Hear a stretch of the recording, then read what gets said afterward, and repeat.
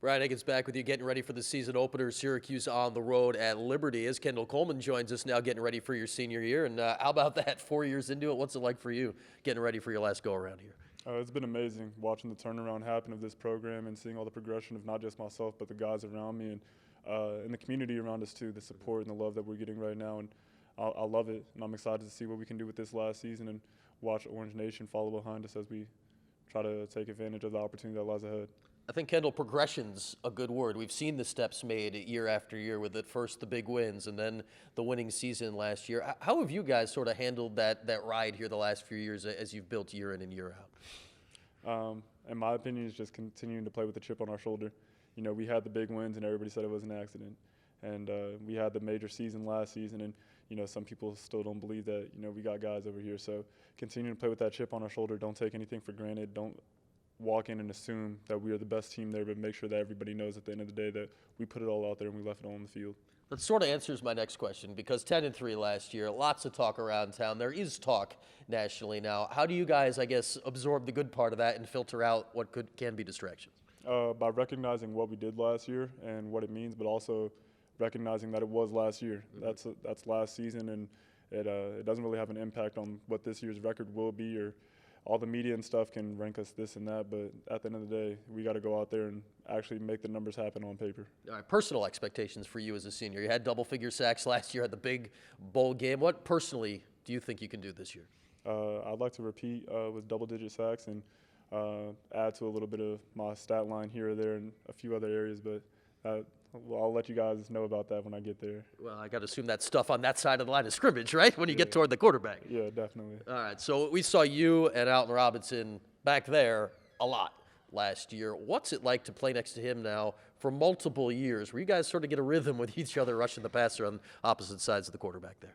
It's amazing. It's awesome playing with somebody that you can compete with at that level, and that also ups your game that much more. It's something that I wouldn't trade for the world. I'm glad that he transferred in here and we've had this opportunity to be teammates with each other.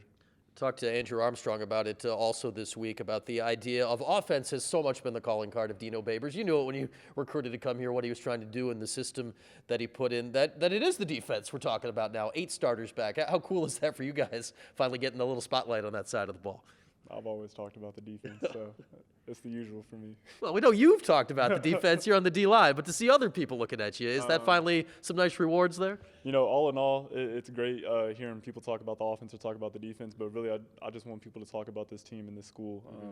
A few weeks ago, I had said it to a different media outlet, just talking about the fact that you know, people talk about whether Syracuse is a football school or a basketball school or even a lacrosse school or what have you, and at the end of the day, we're all wearing the same colors. So having this community behind us talking about us and what we're doing and the changes that we're making is awesome.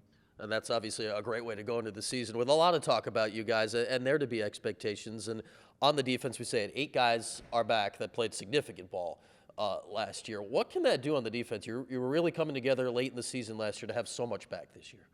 Yeah, it has a lot of chemistry out there when we're playing together. You know, the communication is up and up, even though sometimes it doesn't necessarily need to be communication, but we're all comfortable with each other. We know where each other are going to be. We know each other's skill sets and talents, and even where each other are lacking at. So it makes the game a lot easier when you got guys that you're familiar with out there with you. I want to ask you about the offensive line. Obviously, you've been gone against that group for the last month now, every day in practice. That's been the group that's had the biggest turnover from last year. What have you seen? It was a rotating group, and finally at least set who the starters are this week. I personally feel that there's a lot of talent over there.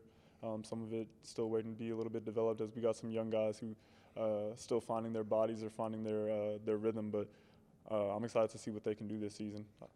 What were those matchups for you like against Aaron Service there? He's up there at left tackle right now. You had to go one-on-one against him a lot recently. They reminded me of freshman year.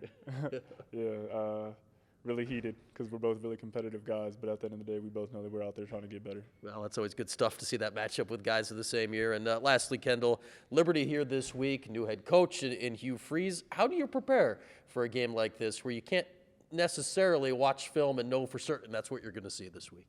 Watching tape on 2 different teams, obviously watching tape on Liberty and their guys from last year to get a feel of what guys like to do, and then watching tape on Hugh Freeze's old school to get a feel for the offensive scheme that they like to run, and just putting it all together on the field, staying mentally balanced in the game, and being focused on the keys that we're getting. All right, Kendall, we'll enjoy watching you out there this week. Thank you. That's Kendall Coleman. We'll see him out there on Saturday.